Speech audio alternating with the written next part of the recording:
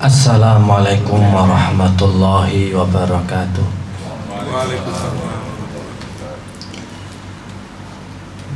Bismillahirrahmanirrahim.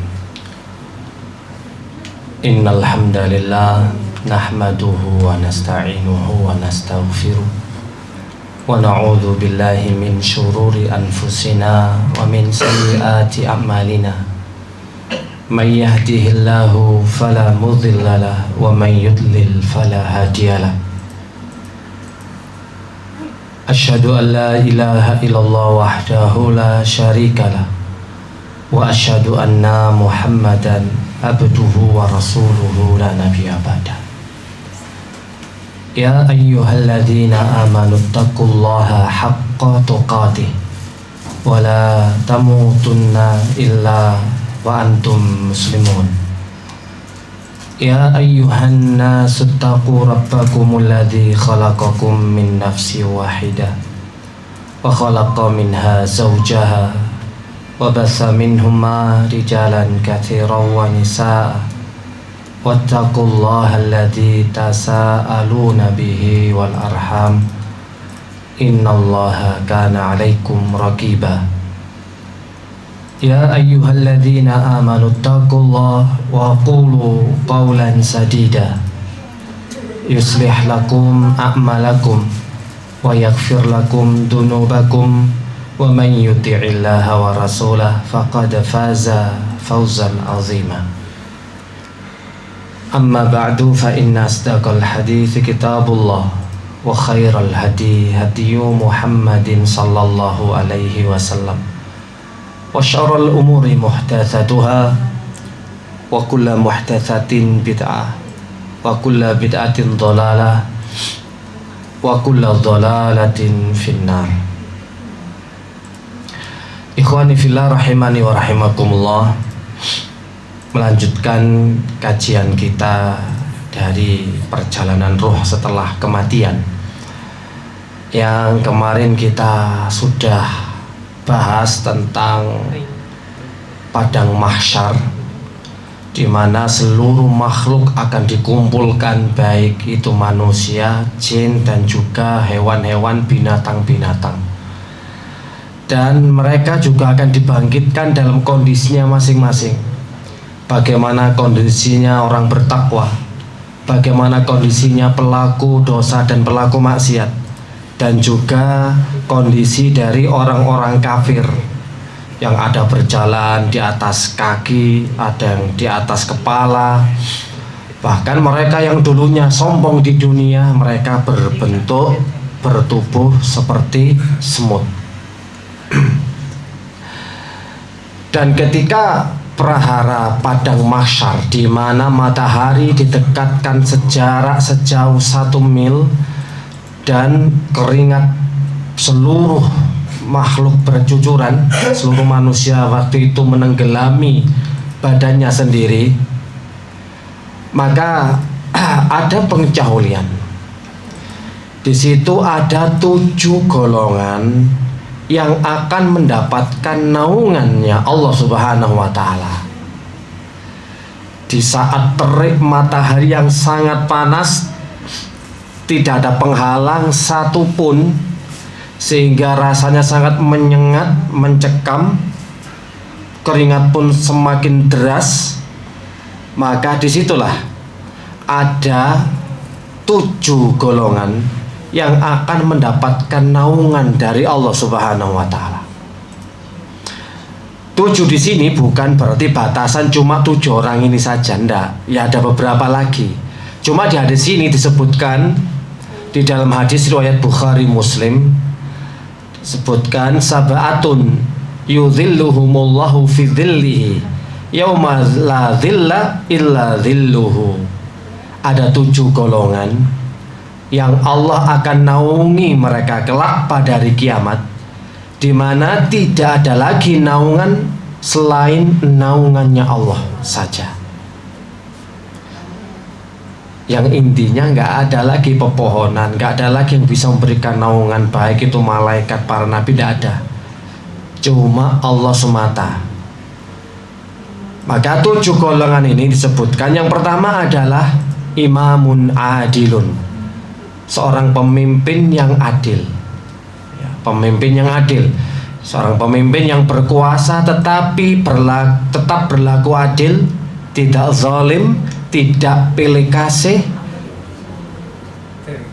tidak juga mengambil kesempatan karena dia menjadi seorang pemimpin sehingga dia memilih siapa saja yang dia senangi, siapa yang dia cintai. Tidak, benar-benar adil, takut kepada Allah Subhanahu wa Ta'ala.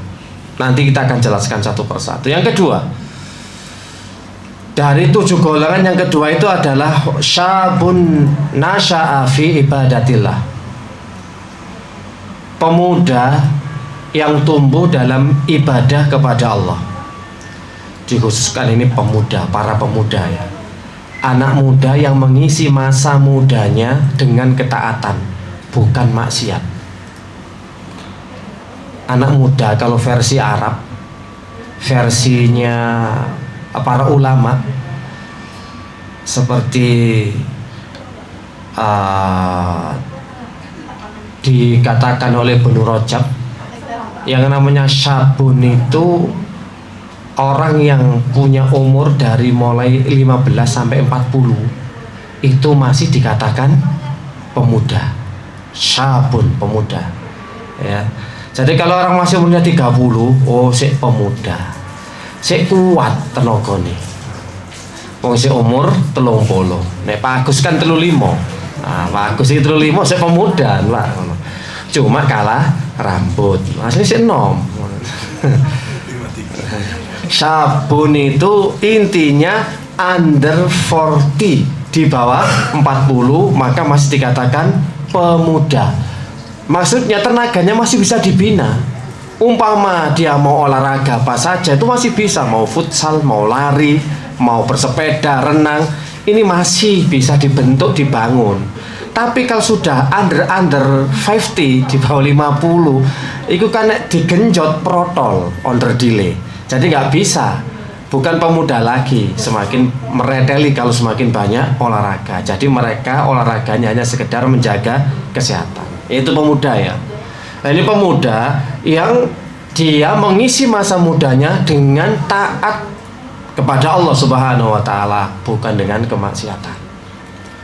Yang ketiga, rajulun qalbuhu mu'allakun fil masajid, orang yang hatinya itu selalu terpaut dengan masjid. Nomor 3 ya, saking cintanya dengan masjid, rindu sholat jamaah dan merasa tenang berada di dalamnya. Makanya Nabi itu pilih rumah yang paling dekat dengan masjid. Sampai istrinya juga rumahnya dibangunkan di sebelah masjid. Rasulullah juga memberikan suri tauladan contoh, kalau mau safar kita disuruh sholat 2 rakaat di masjid. Pulang dari safar sholat 2 rakaat di masjid. Nabi kalau ada apa-apa, ada musyawarah, mencetuskan baik dalam peperangan, hal-hal penting untuk dalam dakwah dan agama, beliau memilih masjid. Jadi masjid memang tempat tinggal yang paling menyenangkan dan menenangkan. Sehingga orang itu ya rajulun, orang yang hatinya selalu bergantung, kangen, rindu, cinta dengan masjid. Mungkin zaman-zaman dulu arek cilik-cilik ya, zaman-zamane Pak Agus iki saya seneng sapa masjid, subuh mushola langgar ya toh, tidur yo bantale klothok ngono, kentongan. Itu zaman dulu. Jake arek cilik sapa langgar mushola masjid, turu masjid. Arek saiki Gen Z turune ya arek kok Pak. Kanang masjid mana misal. Masjid ana wifi ini baru Gen Z niku mriku. Yang keempat, rajulani tahabba fillah ijtama'a alaihi wa iftaraqa alaihi. 2 orang yang saling mencintai karena Allah. Besti. Persahabatan yang dibangun ke atas dasar Allah, bukan karena keduniawian, karena manfaat, tapi di atas iman. Sahabat sejati, sahabat dekat, CS plek, CS kental, ya bestie kalau pas sekarang itu. Wah, itu nanti lo dapat naungan. Makanya saat ini mumpung di dunia, cari-cari bestie. Nanti bisa mendapatkan syafaat kelak di sana, bahkan dapat naungan. Syafaat tuh banyak, ya. Bukan berarti engko diprotes sampean Mas, iku wis duwe anak, duwe bojo. Fokusin nang anak nang bojo ae, aja fokus nang kanca. Karo kanca ngopi budal, mancing budal, futsal budal. Sampeyan iki anak bojo, ngono lho. Sampe sok bantai iki titik-titik lho ya, ngono. Dik, aku butuh foto kanca. Iso kek syafaat nang akhirat. Lah sama nih, lho kurang opo sih aku? Yo akeh kurangnya Dek. Nek takone kurang ya akeh asline. Waktu itu bidadari ya. Kali bidadari sempurna. Nek takone opo sih gak sapa omah, opo kurang opo aku? Kurang akeh. Wah akeh kurangnya. Ojo kepedien ngomong kurang opo, jenenge wong lanang. Jadi ya harus punya temen ini. Makanya persahabatan itu punya. Sampai Rasulullah SAW dulu sering mempersaudarakan antara orang Muhajirin dan orang Ansor. Salah satu contoh misalkan siapa Salman Al Farisi dipersaudarakan oleh Rasulullah dengan Abu Darda, Utsman bin Affan, Abdurrahman bin Auf dengan Rabi bin Sa'ad. Muhajirin dan Ansor begitu seterusnya, Pak, dipersaudarakan. Kalau sudah bestie bersaudara, saling mengunjungi. Imam Ahmad bersaudara dengan Imam Syafi'i, ada pertemanan sehingga mereka saling berkunjung. Imam Syafi'i lo berkunjung ke rumahnya Imam Ahmad. Lah ya toh, ya memang sekali waktu loh Pak, tidak ada masalah. Bukan kok hidup itu nanti ya cuma sekedar kita, istri, anak, bulet, family time. Beda. Laki-laki itu beda Pak. Mereka itu ditugaskan untuk memangku dakwah agama ini. Kalau semua laki-laki kok kabeh kudu nang omah, laki-laki aku kang muri kesit lho gak ya ngono. Kudu dalam artian selalu yo sing dipikir awake dhewe keluarga tok, terus agama sing mikir sapa? Engko ana Idul Korban dijak kate rapat musyawarah nang dise Mas. Musyawarah di Idul Korban seneng omah padha wae. Kok kok terima keputusane budal ngono lho. Dan terono omah tok ae akhire kudu. Karo apa-apa. Iya toh. Yo haruslah kudu mikir agama, kudu mikir dakwah, mikir umat. Ngoten lho. Itu peran laki-laki, bukan peran wanita. Jadi kalau ibadah ini hanya manfaatnya untuk diri sendiri, jenengan mati sedo berarti pahala sudah habis. Tapi kalau jenengan punya sedekah jariyah, punya peran penting, punya kontribusi terhadap dakwah dan agama, jenengan mati masih ada pahala ngalir sedekah jariyah di situ loh Pak maksudnya. Jadi beda gitu. Sekali waktu safar, sekali waktu ziarah ke rumah temennya diajak sekalian. Kalau mau touring gitu. Aku di dek konco nang Bandung ya touring bojone, sret nang Bandung. Pegel urusan buri lah wis to. Iku jenenge duwe kanca. Jenenge rajulani tahabba fillah. Bersahabat, bertemu karena Allah, berpisah juga karena Allah. Bukan karena tendensi macam-macam. Kelima, rajulun da'athu imra'atun dzatu munsibin atau munasibin wa jamalin faqala inni akhafullah. Ada laki-laki yang diajak berzina oleh seorang wanita yang sangat cantik jelita, cantik sekali, punya kedudukan yang tinggi, darah biru, tapi dia menolak dan berkata, aku takut kepada Allah. Jadi dia mampu berbuat dosa, mampu dia sebenarnya, tapi dia tinggalkan karena takut kepada Allah.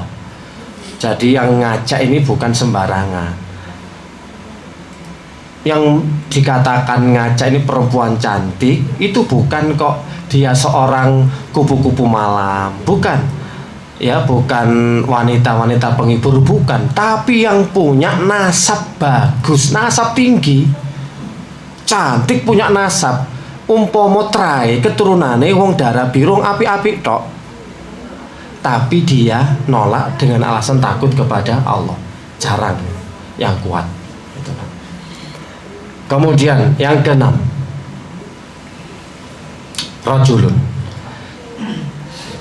zakarallah khalian fafadat ainahu, orang yang berzikir kepada Allah di kala sepi, sunyi, tersembunyi, lalu dia menangis. Fafadat ainahu, kemudian dia meneteskan air mata. Air matanya itu keluar karena takut, karena haru, karena rindu, karena cinta kepada Allah, karena takut juga akan dosa-dosanya yang menjadikan dia menangis di kala sepi sendiri. Itu yang keenam. Yang ketujuh, rajulun tasaddaqa bi sadaqatin fa akhfaha hatta la ta'lama shimaluhu ma tunfiqu yaminuhu. Orang yang bersedekah secara sembunyi-sembunyi, kemudian dia menyembunyikannya, ya, sedekah tapi menyembunyikannya sampai-sampai tangan kirinya tidak mengetahui kalau tangan kanannya telah berinfak. Saking rahasiane, saking ikhlase, sampai tangan kiri nggak tahu apa yang dikeluarkan oleh tangan kanannya. Nah, inilah ketujuh golongan yang nanti kelak akan mendapatkan naungan Allah, di mana tidak ada naungan lagi kecuali naungannya di saat matahari didekatkan di padang mahsyar sejauh 1 mil. Namun 7 ini bukan pembatasan, juga nanti ada orang-orang yang dinaungi ketika membaca Al-Quran, ada sedekah jariyah yang lainnya. Kita akan jelaskan satu persatu. Dari ketujuh golongan ini, yang nomor 1 adalah imamun adil, imam yang adil. Yang namanya imam berarti pemimpin umum seluruh kaum muslimin, ya, seperti Amirul Mukminin, khalifah. Jadi dulu ketika Rasulullah SAW wafat, meninggal dunia, maka kedudukan yang memimpin seluruh kaum muslimin di dunia, seluruh dunia, itu diambil oleh Abu Bakar As-Siddiq, sekaligus menjadi khalifah yang pertama. Masalah pemimpinnya. Kemudian meninggal diganti dengan khalifah yang kedua, Umar bin Khattab, Utsman bin Affan, Ali bin Abi Thalib, yang terakhir dengan Khulafaur Rasyidin. Setelah itu beda-beda sudah, mulai gonjang ganjing. Dari mulai Ali kan sudah gonjang ganjing, Muawiyah, Bani Umayyah, dan terus seterusnya. Ini pemimpin yang tertinggi mengurusi urusan seluruh kaum muslimin. Ya, kalau dalam istilah ulama ada juga waliul amr untuk saat ini, waliul umur, al-imamul a'zam. Maka makna imam adil adalah pemimpin tertinggi umat Islam yang memimpin dengan adil, amanah, dan sesuai dengan syariah. Kemudian pertanyaannya, apakah imam di sini dimaksudkan hanya satu itu toh? Hanya mereka mendapatkan keutamaan dari naungan Allah Subhanahu wa Ta'ala? Apa ada yang bisa dimasukkan kategori dari imamun adil? Maka dalam konteks ini karena sudah tidak ada memiliki khalifah tunggal, jadi imam adil itu mencakup beberapa level kepemimpinan. Dari mulai level pemimpin tertinggi negara seperti presiden atau raja, perdana menteri, tergantung dari sistem negara. Pemimpin tertinggi satu negara yaitu termasuk imamun adil. Inilah makna yang paling utama dalam hadis tersebut. Kemudian levelnya turun lagi, seperti wilayah, gubernur, pemimpin wilayah, karena mereka memegang urusan publik, urusan masyarakat umum, gubernur. Kemudian di bawah gubernur, bupati. Termasuk lagi dulu, kalau dulu hakim, qadhi, karena keadilan mereka langsung berkaitan dengan hak manusia, Mahkamah Agung, qadhi. Itu termasuk pemimpin sing adil loh, qadhi. Ya termasuk pengurus yayasan, perusahaan, itu termasuk imam dalam makna yang skala lebih kecil. Jadi setiap orang yang memimpin sekelompok manusia dan berlaku adil, maka dia termasuk mendapatkan bagian dari keutamaan ini. Ini kesimpulannya ya. Imam adil itu yang penting setiap orang yang memimpin sekelompok manusia dan dia bisa berlaku adil, amanah, maka dia mendapatkan keutamaan ini. Ya kalau termasuk perusahaan adil, ya pimpinan termasuk camat, lurah, ya, dan semuanya yang memiliki kekuasaan, ya dia bisa memimpin dengan adil, maka dia mendapatkan keutamaan tersebut. Tergantung skalanya. Skala kecil ya nanti dapat naungannya ya kecil. Beda dengan skala besar. Tapi tetap makna utama adalah pemimpin umum umat. Jadi waliul amr. Ulil amri di sini ya termasuk pemerintah. Waliul amr di sini ya presiden dan juga ulama. Presiden dan ulama itu waliul amr. Kemudian dijelaskan oleh para ulama seperti Ibnu Hajar Al-Asqalani, al-imamul adil huwa kullu man yatawalla syai'an min umuril muslimin fayadilu fi. Imam adil adalah semua yang memegang urusan kaum muslimin lalu berlaku adil dalam urusan tersebut. Masuk. Yang urusi petinggi umat masuk. Nah, sekarang kan yang jadi pertanyaan, kenapa imam yang adil disebut paling pertama dalam 7 golongan ini? Walaupun beda redaksi, ada beberapa redaksi dalam hadis yang menunjukkan 7 golongannya mendapatkan naungan, tapi tetap posisi pertama adalah imam yang adil.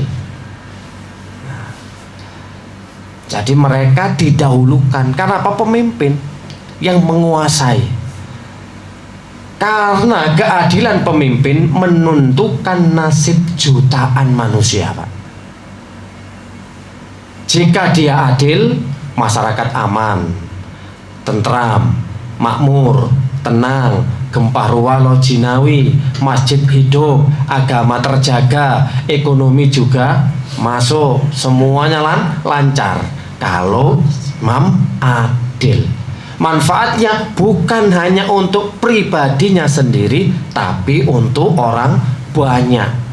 Makanya karena dia memimpin orang banyak dan mendapatkan kebaikannya, maka dia juga mendapatkan pahala yang lebih besar, lebih banyak. Karena ngurusi orang banyak. Kalau jenengan ibadah ngurusi dewe, ya sholat, poso, itu kan ibadah yang manfaatnya itu diri sendiri, maka nggak akan besar nilai pahala jenengan. Kalau nggak punya amalan jariah atau menolong orang lain, wis ikut tok, jenengan meninggal kari totalan. Tapi kalau jenengan punya amalan yang bisa memberikan manfaat kepada orang lain, makanya kan khairun nas anfa'uhum linnas, sebaik-baik manusia yang paling banyak bermanfaat untuk manusia yang lain. Jadi kita nggak bisa cukup memikirkan diri sendiri dan keluarga tok.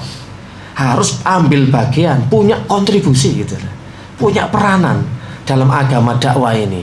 Ambil peran kita. Kalau bukan kita siapa lagi? Nunggu Satrio Paningit, nunggu Imam Mahdi, kan enggak toh. Ya kita belajar dari kita sendiri dulu, yang action, yang aktif.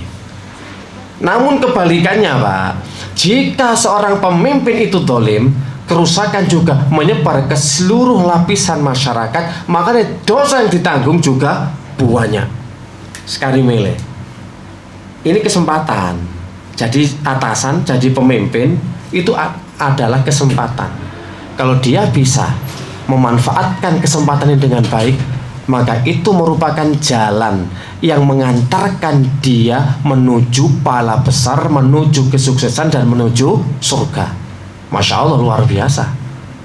Tapi kalau dia terfitnah, tergoda, soalnya di pimpinan kan bebas, berkuasa, kate lapo ngono kan. Tak tunjuk ae saiki, wis dadi menteri, bagus, aku seneng sampean soalnya. Ngono ae. Mas Hakim, ayo Mas Hakim, sampean ae wis liyane minggir. Gerbongku iki soalnya. Ya seje wisan, padahal belum tentu punya kapasitas.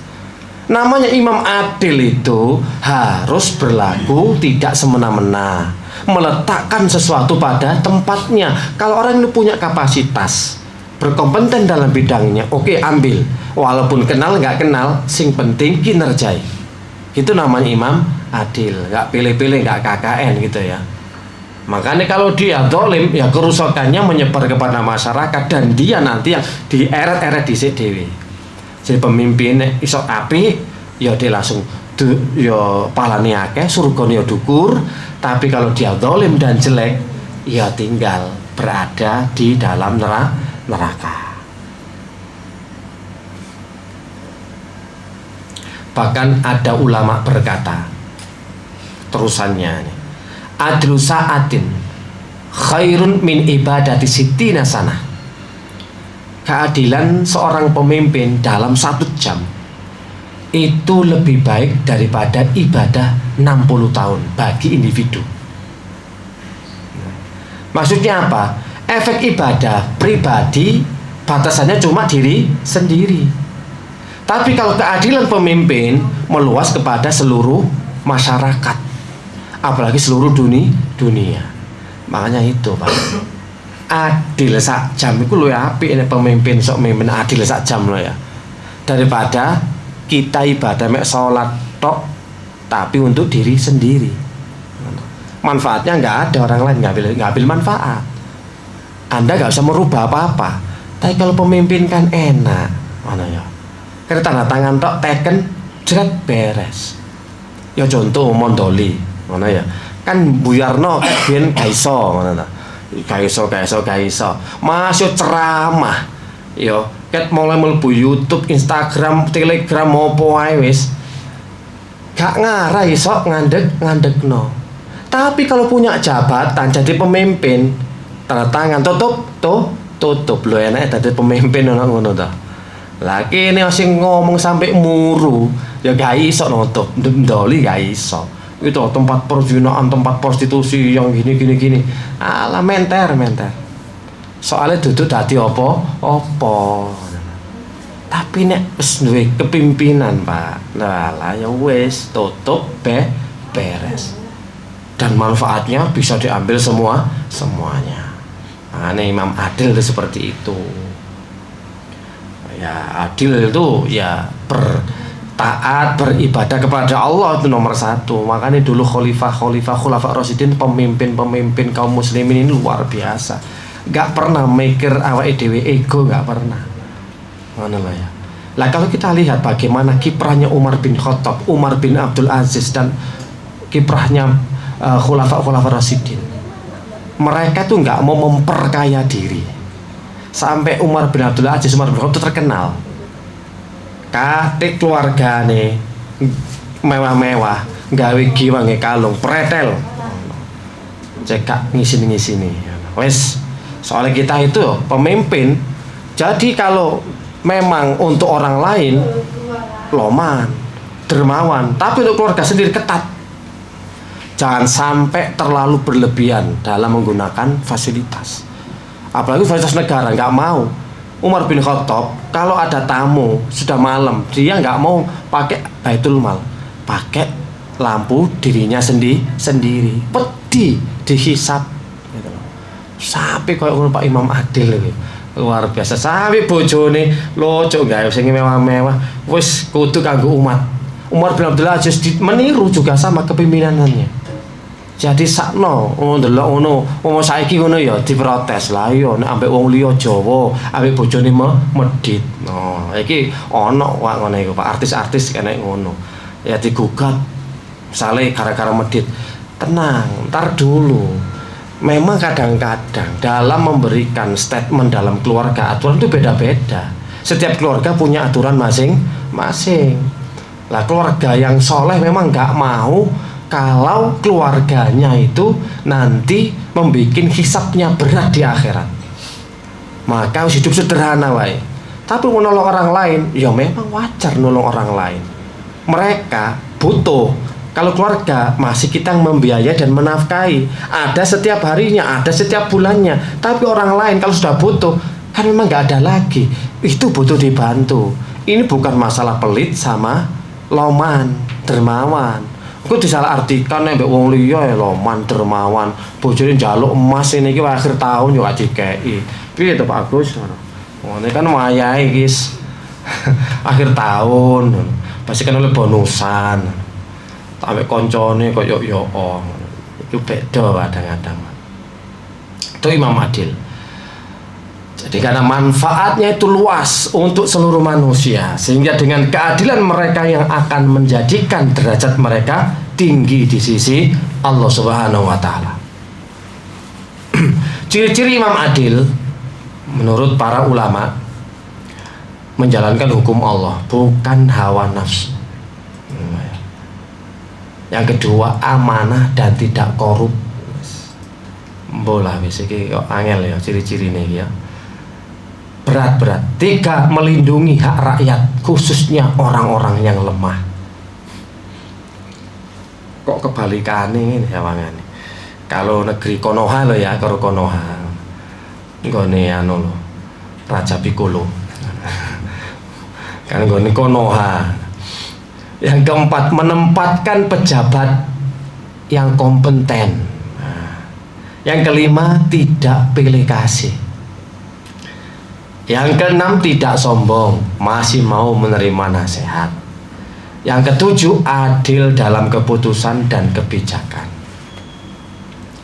Jadi satu, menjalankan hukum Allah bukan hawa nafsu.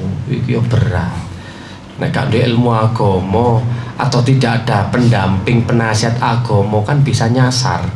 Makanya waliul amr itu dikatakan pemerintah, kepala negara dengan ulama ini harus bersinergi.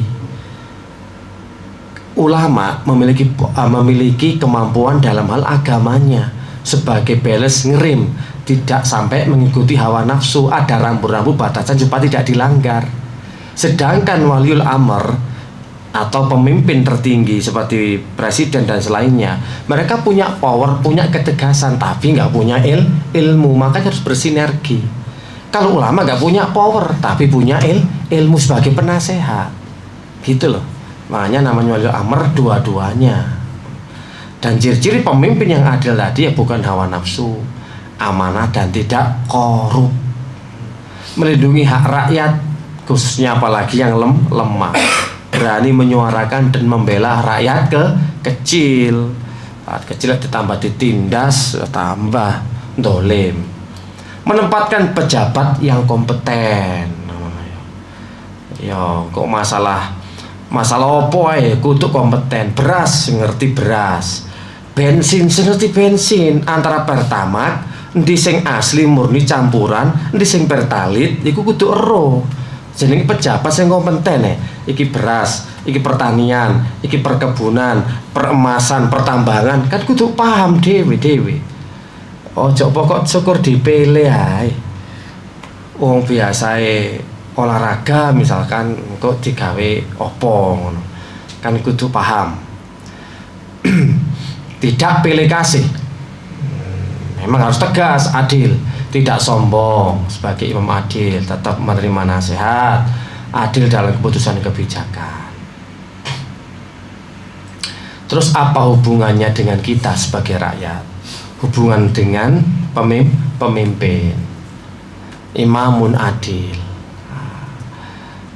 Ya kajiannya kan gitu, imam yang adil ya hubungannya dengan kita sebagai rakyat kita wajib mendoakan pemimpin.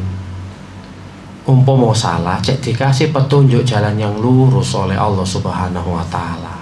Sampai para ulama itu mengatakan, kalau saya punya satu doa dan doa itu pasti mustajabah, maka doa itu akan kuperuntukkan untuk pemimpin biar bisa berlaku adil. Sampai ngoten. Karena jika pemimpin itu sudah bisa amanah dan berbuat adil, manfaatnya adalah untuk seluruh negeri ini. Ngoten Pak, ulama ini sekelas ulama umpomo dikasih satu privilege, ada doa pasti dijabai dan tidak akan tertolak, maka mereka memilih doa untuk para pemimpin.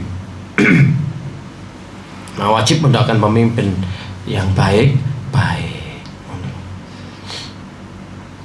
Hubungan kita dengan mereka sebagai rakyat, ya kita bersabar dengan kekurangan pemimpin selama tidak kufur atau tidak memerintahkan kepada maksiat. Kalau mereka memerintahkan kepada maksiat, ya jangan diikuti, tapi juga nggak boleh memberontak. Nggak usah diikuti, cukup. Tapi juga memberontak juga berat. Ya, sabar mah disuruh sabar dengan kekurangan pemimpin selama nggak kufur syirik, tidak perlu langsung memerintahkan kepada maksiat. Seumpama jenengan diperintahkan wajib untuk menyembah Nyi Loro Kidul di Laut Selatan, misalkan ada perintah wajib, ada edaran nih semua dapat tembusan nih. Ini kan perintah kesyirikan, maka kita nggak layak untuk mengikuti perintah yang berbau maksiat. Tapi juga kita nggak bisa langsung woro-woro, langsung mengkudeta gitu ya. Yo rasa, kecuali kudeta sama nes kuat, mesisan kudeta dilengserkan. Kalau belum ya tambah ruwet urusannya, kok tambah ruwet. Jadi ya nggak usah diikuti, nggak usah ditaati. Kita berhak, kalau misalkan dihukum ya sudah. Dulu aja Imam Ahmad dan para imam-imam yang lain ketika dipaksa oleh pemimpin mereka mengatakan Al-Quran adalah makhluk, mereka juga nggak mau, karena itu sesat. Al-Quran itu kalamullah, bukan makhluk. Nggak mau penjara, dicambuk, ya sudah, memang itu perkara yang batil, perkara yang salah. Sabar. Kita mengingatkan dengan cara yang syar'i, bukan memprovokasi. Ingatkan dengan cara yang baik. Jadi sebaiknya pemimpin adalah kebaikan rakyat. Rusaknya pemimpin, ya rusaknya rakyat. Ya itu cerminan juga, cerminan dari rakyatnya. Kalau pemimpin ini kok podo rusak kabeh, podo gak bener kabeh, itu cerminan dari rakyat, berarti ya podo ae. Karena pemimpin itu diambil dari rakyat, oleh rakyat, dan untuk rakyat. Wayahe ngono, wayahe untuk rakyat. Dari rakyat, mereka itu semua datangnya diangkat dari rakyat. Lah kalau rakyat itu apik kabeh, 100% apik misalnya, waduh, jadi pemimpin ya tetap apik. Tetap Masya Allah berjuang demi rakyat kecil. Nah, kita mendukung keadilan dan hukum yang benar. Jadi kesimpulan Imam Adil dalam hadis ini ya adalah pemimpin seluruh kaum muslimin, ya presiden, ya raja, ya perdana menteri, ya gubernur, hakim, pemimpin perusahaan, itu semuanya masuk dalam kategori ini. Setiap pemimpin yang memegang amanah urusan kaum muslimin dan berlaku adil, intinya dapat keutamaan tersebut. Itu pembahasan imam yang adil. Yang kedua, sedikit lagi ya. Rajulun nasya fi ibadatillah, pemuda yang tumbuh dalam ibadah kepada Allah. Barusan kita sebutkan, pemuda itu laki-laki atau perempuan yang biasanya umur sekitar 15 sampai 40 tahun, under 40. Menurut kebanyakan para ulama. Kalau di sini jenenge pemuda itu pokoknya wong kite wis rabi ya wis berarti. Wis gak joko soalnya ngono ya. Nek Joko iku sik nom. Nek Serabi wis gak nom maneh. Iku aturane wong Jawa. Jadi dikatakan pemuda itu sebelum nikah. Nek wis nikah wis jejek ya nek gorong nikah cek enom. Walaupun umur 45 nek gorong nikah oh sik enom, pemuda. Umur 50 gorong rabi, oh sik perawan, sik pemuda. Padahal batasannya umur 40. Nah, pemuda ini kan punya semangat tinggi. Pemuda itu ya, kesempatan untuk maksiat terbuka. Dorongan dunia sangat besar, syahwat kuat. Karena itu, ibadah di masa ini lebih berat dan palanya juga lebih besar. Nek wis tuwek, sapa masjid iku wis wajar lumrah. Sing adzan ya wis tuwa, imame ya wis tuwa, jamaah tuyuk ya wis tuwa. Sing sampe melok pengajian ya tuwa ngono. Ndi sing nom? Wifi-an. Lah nom. Ya iki mau makane kalau ada pemuda yang tumbuh berkembang taat kepada Allah, iku hebat dapat naungan. Soale umume arek nom saiki apalagi Gen Z, ya wis saiki nang ndi ae sapa. Endi nang masjid gak ono. Jenenge Masjid Pemuda. Ya sing ramekno para pemuda tua-tua. Tua-tua, pemuda. Makanya ono pemuda iku Pak masalah harus diacungkan jempol, butuh diapresiasi. Ana arek nom wis langsung semangati ae wis. Wis nek iso bila perlu dipek mantu dhewe, diincer dipek mantu ngono lho Pak. Kalaupun gak gelem ya diwasilai disaranai. Sampeyan mondok kuliah agama apa kuwi kuliah nang luar negeri, nang Turki, nang Mesir, Medina, Mekah. Sampeyan bandani, Pak. Mboten napa-napa. Awalnya kan bandani dhisik mulai aku ndek anak wedok. Lah kan jelas gak iso ngomong arek. Lah ngono ta. Iku carane, Pak, carane ngono. Didelok arek lanang sing punya potensi, sing kelihatannya kok alim, kelihatannya kok gak atut-atuten koyo lanang apa pemuda-pemuda liyane. Didelok masjid kita itu kok ono ijen. Wis sampean ide ya wis sampean cak ngomong agama, dicon belajar agama. Tak biayai. Biaya dhisik ae. Kok waktu biaya temenan, ya patungan mbek kanca-kancane. Aku butuh duit iki, gak apa-apa. Ki opo? Ki lho nyekel ana arek iki temen nang Madinah, nang Mekah. Nang di mana wis katene. Ngoten lho, Pak. Ya agama to ngono. Nah, pulang-pulang baru dipek mantu, masyaallah. Mane jarang ini berat ibadah bagi para pemuda. Ya, tumbuh dalam ibadah kepada Allah. Maknanya bukan sekedar sesekali taat, tapi memang dia itu dari remaja dibiasakan taat. Masa mudanya dipenuhi kebaikan. Bukan orang yang hanya rajin ibadah ketika tua. Kebiasaan hidupnya adalah ketaatan, ilmu dan ibadah sejak muda. Walaupun memang ada dosa, namanya anak muda, ada dosa, ada kesalahan, ada maksiat. Tapi ya segera tobat dan kembali kepada Allah. Namanya pemuda, godaan itu lebih berat. Ya, untuk foya-foya, happy-happy, ya ongkang-ongkang, leye-leye, seneng anak muda itu umume uniku. Nah, nek umur sepuh kemudian sadar, paham, iya rek, ketun aku biar nom-nomanku kok gak belajar agama, alah, iya saking tuwek. Biar nom-noman gak ngarep kepikiran ngono to. Saiki ae. Kait kepikiran ya telat. Jenenge kono iki ketun niku nang mburi, menyesal itu di belakang. Memang jarang mudah para pemuda sadar ya, baik laki-laki ataupun perempuan yang benar-benar mau menghambakan diri kepada Allah, itu sangat jarang sekali. Kalau yang memakmurkan masjid pun sepuh-sepuh, tua-tua, nggak heran, memang sudah di mana karena mereka sadar wis kari ngenteni jadwal panggilan. Nah ya, jadwal panggilan wis tua ya pemane wis tak anu lah sapa masjid lah sawangane. Mosok tuwa gak nang masjid. Kadang jero sawangane. Jadi kenapa pemuda yang taat lebih diutamakan untuk diberikan keutamaan berupa naungan Allah Subhanahu wa taala? Karena masa muda adalah masa paling sulit untuk bertahan dalam ketaatan. Sulit, susah Pak, untuk konsisten dan komit. Masa muda itu penuh godaan, keinginan syahwat, pacaran gitu lah ya, lekas mengagumi dunia, semangat mengikuti teman. Apa jare konco, wis gede apa jare konco. Si cilik SD apa jare ibu, ngono lho. Apa jare apa jare ya ibu, engko SMP apa jare guru, SMA remaja apa jare konco. Konco ini melok ini. Kecenderungannya juga lalai dalam ibadah itu masih pemuda itu.